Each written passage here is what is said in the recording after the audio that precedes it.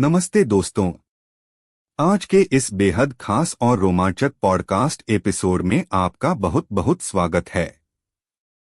आज हम एक ऐसी दुनिया की सैर करने वाले हैं जो बाहर से तो बहुत चकाचौंध भरी और व्यवस्थित लगती है, लेकिन अंदर से यह इंसानी लालच, डर, महत्वाकांक्षा और कभी-कभी बहुत बड़ी बेवकूफियों से भरी हुई है। जी हाँ, हम बात कर रहे हैं व्यापार और शेयर बाजार की दुनिया की। और इस दुनिया को समझने के लिए हमारे पास एक बेहतरीन मार्गदर्शक है, और वह है जॉन ब्रूक्स द्वारा लिखी गई विश्व प्रसिद्ध किताब बिजनेस एडवेंचर्स। आपको यह जानकर शायद हैरानी होगी कि यह किताब दुनिया के सबसे अमीर और सफल लोगों में से एक बिल गेट्स की सबसे पसंदीदा बिजनेस किताब है। और उन्हें यह किताब किसी और ने नहीं बल्कि खुद वॉरेन बफे ने पढ़ने के लिए दी थी। इस किताब में वॉल स्ट्रीट और कॉरपोरेट अमेरिका की कुछ सबसे क्लासिक और दिलचस्प कहानियां हैं, जो हमें बताती हैं कि व्यापार में चाहे कितनी भी तकनीक आ जाए, जो चीज कभी नहीं बदलती वह है इंसानी फितरत। तो चलिए बिना किसी देरी के इस रोमांचक सफर की शुरुआत करते हैं। हमारी पहली कहानी एक ऐसी विफलता की कहानी है जो इतिहास के पन्नों में हमेशा के लिए दर्ज हो गई। यह कहानी है फोर्ड मोटर कंपनी की और उनके एक बहुत ही महत्वाकांक्षी प्रोजेक्ट एडसेल की। 1950 के दशक के मध्य में फोर्ड कंपनी बहुत ही मुनाफे में चल रही थी। उस समय अमेरिका की अर्थव्यवस्था भी तेजी से बढ़ रही थी और लोगों की आय में भी इजाफा हो रहा था। फोर्ड के अधिकारियों ने देखा कि जब उनके ग्राहकों की आय बढ़ती है तो वे फोर्ड की गाड़ियां छोड़कर जनरल मोटर्स की मध्यम श्रेणी की गाड़ियां खरीदने लगते हैं। इसलिए फोर्ड ने तय किया कि वे एक नई मध्यम श्रेणी की शानदार कार बाजार में उतारेंगे जो सीधे जनरल मोटर्स को टक्कर देगी। इस नई कार को बनाने के लिए पानी की तरह पैसा बहाया गया। इसका डिजाइन, इसकी मार्केटिंग, इसका नाम तय करने के लिए महीनों तक बाजार अनुसंधान और सर्वेक्षण किए गए। यहां तक कि कार का नाम तय करने के लिए एक मशहूर कवयित्री मैरियन मूर की भी मदद ली गई, जिन्होंने यूटोपियन टर्टलटॉप जैसे अजीबोगरीब नाम सुझाए। अंततः कंपनी ने अपने संस्थापक हेनरी फोर्ड के इकलौते बेटे के नाम पर इस कार का नाम एडसेल रखा। कंपनी ने इसके प्रचार प्रसार में कोई कसर नहीं छोड़ी। टेलीविजन पर भव्य कार्यक्रम आयोजित किए गए, पत्र-पत्रिकाओं में रहस्यमयी विज्ञापन छापे गए। ऐसा माहौल बनाया गया जैसे यह कार ऑटोमोबाइल की दुनिया में कोई बहुत बड़ी क्रांति लाने वाली है। लेकिन जब 4 सितंबर 1957 को एडसेल को जनता के सामने पेश किया गया, तो जो हुआ वह किसी ने नहीं सोचा था। कार का डिजाइन लोगों को बिल्कुल पसंद नहीं आया। इसके सामने का ग्रिल कुछ अजीब सा था। किसी ने कहा कि यह घोड़े के कॉलर जैसा दिखता है, तो किसी ने कुछ और। सबसे बड़ी बात यह थी कि जब तक यह कार बाजार में आई, तब तक ग्राहकों की पसंद बदल चुकी थी। लोग अब बड़ी और महंगी कारों के बजाय छोटी और किफायती कारें पसंद करने लगे थे। इसके अलावा एडसेल में कई तकनीकी कमियां भी थीं। कुछ कारों के दरवाजे ठीक से बंद नहीं होते थे। कुछ के इंजन में से आवाजें आती थीं। नतीजा यह हुआ कि फोर्ड को इस प्रोजेक्ट में $35 करोड़ का भारी नुकसान उठाना पड़ा, जो उस समय के हिसाब से एक बहुत बड़ी रकम थी। यह कहानी हमें सिखाती है कि चाहे आप कितना भी शोध कर लें, बाजार की नब्ज को पकड़ना हमेशा आसान नहीं होता। और ग्राहकों को लुभाने के लिए सिर्फ विज्ञापन काफी नहीं होते, आपका उत्पाद भी उस समय की मांग के अनुकूल होना चाहिए। अब विफलता की इस कहानी के बाद आइए हम एक ऐसी सफलता की कहानी की ओर बढ़ते हैं जिसने दुनिया के काम करने का तरीका ही बदल दिया। यह कहानी है जेरॉक्स कंपनी की और फोटोकॉपी मशीन के आविष्कार की। एक समय था जब किसी दस्तावेज की कॉपी बनाना एक बहुत ही थकाऊ और उबाऊ काम हुआ करता था। आपको कार्बन पेपर का इस्तेमाल करना पड़ता था या फिर से पूरा दस्तावेज टाइप करना पड़ता था। लेकिन चेस्टर कार्लसन नाम के एक व्यक्ति ने इस समस्या का समाधान ढूंढने की ठानी। कार्लसन एक पेटेंट वकील थे और उन्हें अक्सर कई दस्तावेजों की प्रतियां बनानी पड़ती थीं। उन्होंने अपने रसोई घर को ही एक प्रयोगशाला बना लिया और वहां प्रयोग करने लगे। कई सालों की कड़ी मेहनत और कई असफलताओं के बाद अंततः 1938 में उन्होंने इलेक्ट्रोफोटोग्राफी नामक एक तकनीक का आविष्कार किया। लेकिन उनका संघर्ष यहीं खत्म नहीं हुआ। उन्होंने IBM और जनरल इलेक्ट्रिक जैसी कई बड़ी कंपनियों के दरवाजे खटखटाए, लेकिन सभी ने उनके इस आविष्कार को यह कहकर ठुकरा दिया कि इसकी कोई बाजार में मांग नहीं है। लोग कह रहे थे कि कार्बन पेपर से काम चल तो रहा है, फिर इस महंगी मशीन की क्या जरूरत है। अंत में रोचेस्टर की एक छोटी सी कंपनी हैलॉयड ने कार्लसन के आविष्कार पर दांव लगाने का फैसला किया। उन्होंने इस तकनीक को विकसित करने में अपनी पूरी ताकत झोंक दी। कंपनी के अधिकारियों ने अपना सब कुछ दांव पर लगा दिया, यहां तक कि अपने घरों को भी गिरवी रख दिया। उन्होंने इस नई तकनीक का नाम रखा ज़ेरोग्राफी, जिसका ग्रीक में अर्थ होता है सूखी लिखाई। और फिर 1959 में उन्होंने बाजार में उतारा ज़ेरॉक्स 914, जो दुनिया की पहली स्वचालित सादे कागज पर काम करने वाली ऑफिस कॉपियर मशीन थी। यह मशीन इतनी सफल हुई कि इसने रातों रात हैलॉयड को, जो अब ज़ेरॉक्स बन चुकी थी, एक विशाल कॉरपोरेट साम्राज्य में बदल दिया। ज़ेरॉक्स 914 ने ऑफिस के कामकाज में एक क्रांति ला दी। लोगों ने पागलों की तरह दस्तावेजों की कॉपी बनाना शुरू कर दिया। ज़ेरॉक्स के शेयर आसमान छूने लगे और जिन लोगों ने शुरुआत में इस कंपनी पर भरोसा किया था, वे करोड़पति बन गए। यह कहानी हमें यह प्रेरणा देती है कि अगर आपके पास कोई ऐसा विचार है जो सच में लोगों की किसी बड़ी समस्या का समाधान कर सकता है, तो आपको उस पर विश्वास रखना चाहिए, भले ही पूरी दुनिया आपके खिलाफ क्यों न हो। चलिए अब हम कॉरपोरेट दुनिया के गलियारों से निकलकर शेयर बाजार की हलचल भरी दुनिया में चलते हैं। हमारी तीसरी कहानी है 1962 के फ्लैश क्रैश की। शेयर बाजार हमेशा से ही लालच और डर के बीच झूलता रहता है। 28 मई 1962 को वॉल स्ट्रीट पर एक ऐसा डर का माहौल छा गया जिसकी तुलना केवल 1929 की महामंदी के शुरुआती दिनों से की जा सकती थी। बिना किसी स्पष्ट कारण के शेयर बाजार अचानक तेजी से गिरने लगा। डॉव जोन्स इंडस्ट्रियल एवरेज में भारी गिरावट दर्ज की गई। जो बात इस गिरावट को और भी खौफनाक बना रही थी, वह थी टिकर टेप की देरी। उस समय शेयरों की कीमतें एक टिकर टेप मशीन के जरिए बताई जाती थीं। जब बाजार में बहुत तेजी से खरीद फरोख्त होने लगी, तो यह मशीन पिछड़ गई। टिकर टेप लगभग 1 घंटे की देरी से चल रहा था। इसका मतलब था कि जब कोई निवेशक अपनी टीवी स्क्रीन या ब्रोकर के ऑफिस में किसी शेयर की कीमत देख रहा था, तो वह कीमत 1 घंटे पुरानी थी। लोगों को पता ही नहीं था कि वर्तमान में उनके शेयरों की क्या कीमत है, और इस अनिश्चितता ने घबराहट को और बढ़ा दिया। लोग अंधाधुंध अपने शेयर बेचने लगे।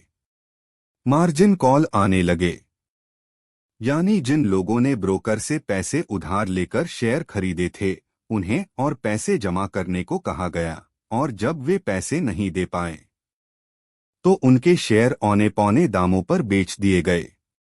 छोटे निवेशकों से लेकर बड़े बड़े फंड्स तक सब इस तबाही की चपेट में आ गए। पूरे देश में एक डर का माहौल बन गया। लेकिन फिर अगले ही दिन यानी 29 मई को बाजार ने अचानक करवट ली। जैसे ही बाजार खुला, कुछ बड़े निवेशकों ने सस्ते दामों पर शेयर खरीदना शुरू कर दिया। देखते ही देखते बाजार तेजी से रिकवर होने लगा और दिन के अंत तक अधिकांश नुकसान की भरपाई हो गई। यह घटना हमें शेयर बाजार की उस मनोवैज्ञानिक वास्तविकता से रूबरू कराती है जहां तर्क से ज्यादा भावनाएं हावी होती हैं। जब भीड़ घबराती है तो अच्छे अच्छे समझदार लोग भी अपना विवेक खो बैठते हैं। हमारी अगली कहानी कॉरपोरेट दुनिया के एक बहुत बड़े काले सच को उजागर करती है। यह कहानी है जनरल इलेक्ट्रिक यानी जीई और अन्य बड़ी बिजली उपकरण निर्माता कंपनियों के बीच हुए मूल्य निर्धारण घोटाले की। यह घोटाला यह दर्शाता है कि कैसे बड़ी कंपनियों के अधिकारी मुनाफा कमाने के लिए कानून और नैतिकता को ताक पर रख देते हैं। 1950 के दशक में जी और वेस्टिंगहाउस जैसी कंपनियों के अधिकारी गुप्त रूप से होटलों और क्लबों में मिलते थे ताकि वे आपस में यह तय कर सकें कि सरकारी और निजी अनुबंधों के लिए कौन सी कंपनी कितनी बोली लगाएगी। वे यह सुनिश्चित करते थे कि कीमतें कृत्रिम रूप से उच्च बनी रहें और आपस में व्यापार को बांट लेते थे। उन्होंने इस काम के लिए एक बहुत ही जटिल प्रणाली बनाई थी जिसे चंद्रमा की कलाएं या phases of the moon formula कहा जाता था। इस प्रणाली के तहत हर कंपनी को बारी बारी से अनुबंध जीतने का मौका मिलता था। इस गुप्त गठजोड़ को छिपाने के लिए वे कोड वर्ड्स का इस्तेमाल करते थे, अपनी कंपनियों के लेटरहेड का इस्तेमाल नहीं करते थे और सार्वजनिक टेलीफोन बूथों से बात करते थे। लेकिन आखिर में न्याय विभाग को इसकी भनक लग गई और उन्होंने इस पूरे नेटवर्क का पर्दाफाश कर दिया। इस मामले में कई शीर्ष अधिकारियों को जेल की सजा हुई, जो कॉरपोरेट इतिहास में एक बहुत ही दुर्लभ घटना थी। इस कहानी का सबसे दिलचस्प पहलू यह था कि जब इन अधिकारियों को अदालत में पेश किया गया तो उन्होंने कहा कि वे तो बस कंपनी के अलिखित नियमों का पालन कर रहे थे। जी के शीर्ष नेतृत्व ने दावा किया कि उन्हें इस घोटाले के बारे में कुछ नहीं पता था और उन्होंने हमेशा अपने कर्मचारियों को एंटीट्रस्ट कानूनों का पालन करने का निर्देश दिया था। लेकिन कर्मचारियों का कहना था कि जब शीर्ष अधिकारी उन्हें कानून का पालन करने को कहते थे तो वे साथ में एक आंख मारते थे, जिसका मतलब होता था कि आदेश तो बस दिखावे के लिए हैं। असली काम वही है जो मुनाफा लाए। यह कहानी एक बहुत ही गंभीर सवाल उठाती है कि कॉरपोरेट संरचनाओं के भीतर संचार और जिम्मेदारी कैसे काम करती है और कैसे संस्थागत दबाव एक ईमानदार इंसान को भी बेईमान बना सकता है। इसके बाद हम चलते हैं 20वीं सदी की शुरुआत के वॉल स्ट्रीट में, जहां एक अकेले इंसान ने पूरे शेयर बाजार के सट्टेबाजों की नींद हराम कर दी थी। यह कहानी है क्लेरेंस सॉन्डर्स की, जो एक स्वनिर्मित करोड़पति थे और जिन्होंने पिगली विगली नामक सुपरमार्केट चेन की स्थापना की थी। पिगली विगली की सफलता के कारण इसका शेयर बाजार में बहुत अच्छा प्रदर्शन कर रहा था। लेकिन कुछ सट्टेबाजों को लगा कि पिगली विगली की सफलता अस्थायी है, इसलिए उन्होंने इसके शेयरों को शॉर्ट सेल करना शुरू कर दिया। शॉर्ट सेलिंग का मतलब होता है कि सट्टेबाज उन शेयरों को बेचते हैं जो उनके पास नहीं होते, इस उम्मीद में कि कीमत गिरेगी और वे बाद में सस्ते में शेयर खरीदकर मुनाफा कमाएंगे। सॉन्डर्स को जब पता चला कि वॉल स्ट्रीट के सट्टेबाज उनकी कंपनी के शेयरों की कीमत गिराने की कोशिश कर रहे हैं, तो उन्हें बहुत गुस्सा आया। उन्होंने ठान लिया कि वे इन सट्टेबाजों को सबक सिखाएंगे। उन्होंने बाजार से पिगली विगली के अधिकांश शेयर खरीद लिए, जिसे शेयर बाजार की भाषा में कॉर्नरिंग द मार्केट कहा जाता है। अब सट्टेबाजों के पास शेयर वापस खरीदने के लिए कोई जगह नहीं बची थी, सिवाय सॉन्डर्स के पास जाने के। सॉन्डर्स ने शेयरों की कीमत बहुत अधिक बढ़ा दी, जिससे सट्टेबाजों के दिवालिया होने की नौबत आ गई। लेकिन वॉल स्ट्रीट के बड़े खिलाड़ियों और एक्सचेंज के अधिकारियों ने मिलकर नियम ही बदल दिए। उन्होंने सट्टेबाजों को शेयर वापस करने के लिए अतिरिक्त समय दे दिया और पिगली विगली के शेयरों की ट्रेडिंग रोक दी। इसके कारण सॉन्डर्स, जो इस लड़ाई को जीतने के लिए भारी कर्ज में डूब चुके थे, पूरी तरह से बर्बाद हो गए। उन्हें अपनी कंपनी और अपनी सारी संपत्ति गंवानी पड़ी। यह कहानी हमें दिखाती है कि जब आप सिस्टम के खिलाफ लड़ते हैं, तो सिस्टम खुद को बचाने के लिए किसी भी हद तक जा सकता है। अब हमारी अगली कहानी इनसाइडर ट्रेडिंग यानी भेदिया कारोबार के सबसे क्लासिक मामलों में से एक है, जिसने हमेशा के लिए अमेरिका में प्रतिभूति कानूनों को बदल कर रख दिया। यह कहानी है टेक्सास गल्फ सल्फर कंपनी की। 1963 में इस कंपनी के भूवैज्ञानिकों ने कनाडा के ओंटारियो प्रांत में एक बहुत बड़े तांबे और जस्ते के खदान की खोज की। यह एक ऐसी खोज थी जो कंपनी की किस्मत बदल सकती थी, लेकिन कंपनी के अधिकारियों ने इस खबर को जनता से छिपाकर रखा। उन्होंने खदान के आसपास की जमीन खरीदने की कोशिश की और इसी बीच कंपनी के कई शीर्ष अधिकारियों और कर्मचारियों ने, जिन्हें इस खोज के बारे में पता था, कंपनी के शेयर और कॉल ऑप्शंस भारी मात्रा में खरीद लिए। जब बाजार में खदान के बारे में अफवाहें उड़ने लगीं, तो कंपनी ने एक प्रेस विज्ञप्ति जारी की जिसमें उन्होंने स्थिति को बहुत ही कमतर आंक कर बताया और कहा कि अभी कुछ भी पक्का नहीं है। लेकिन कुछ ही दिनों बाद उन्होंने एक दूसरी प्रेस विज्ञप्ति जारी की जिसमें उन्होंने एक विशाल खदान की पुष्टि की। इसके बाद टेक्सास गल्फ सल्फर के शेयर रॉकेट की तरह आसमान में उड़ने लगे। जिन अधिकारियों ने पहले से शेयर खरीद रखे थे, उन्होंने करोड़ों का मुनाफा कमाया।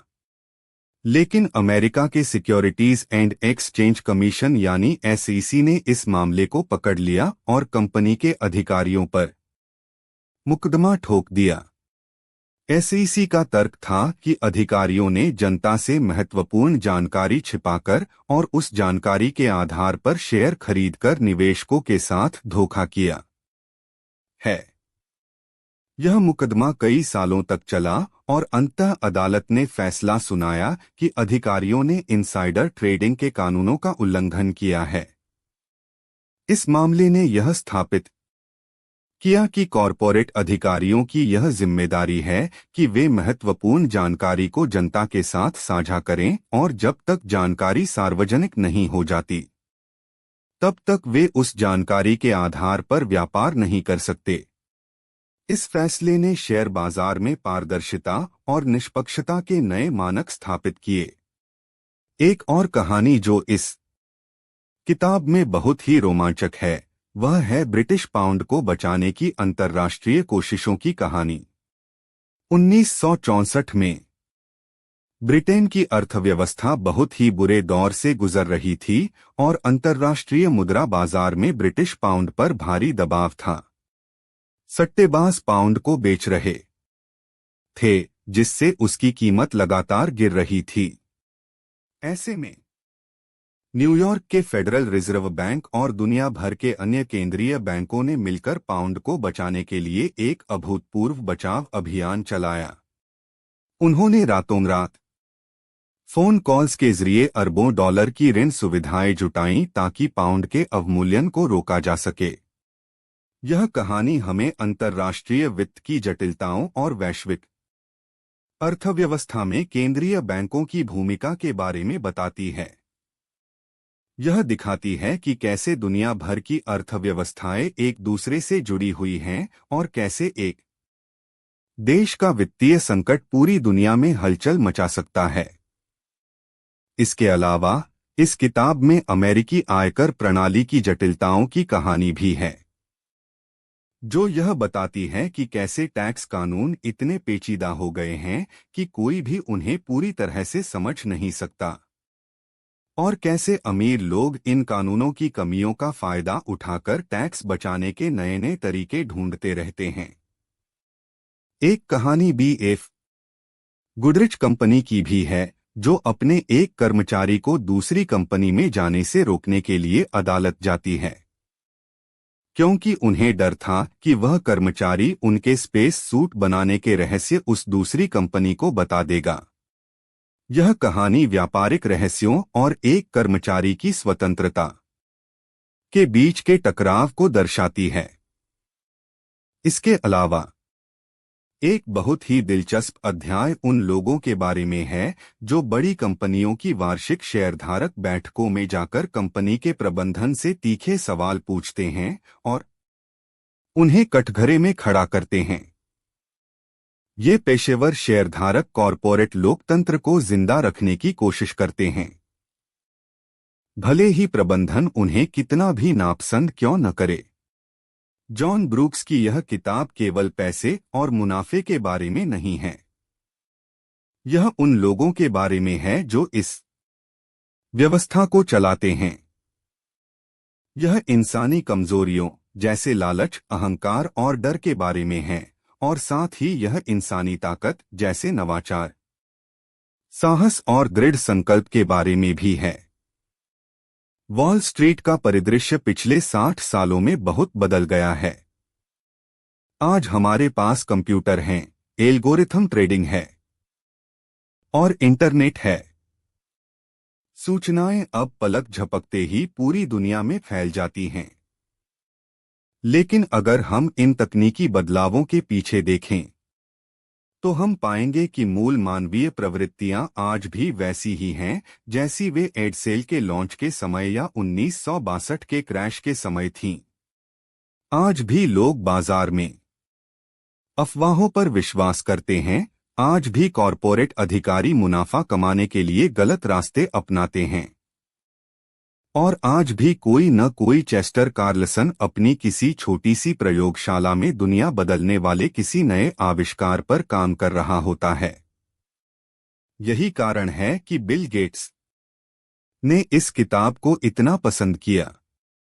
यह किताब हमें याद दिलाती है कि बिजनेस कोई निर्जीव मशीन नहीं है, बल्कि यह इंसानों द्वारा इंसानों के लिए चलाया जाने वाला एक बेहद ही जीवंत और जटिल नाटक है।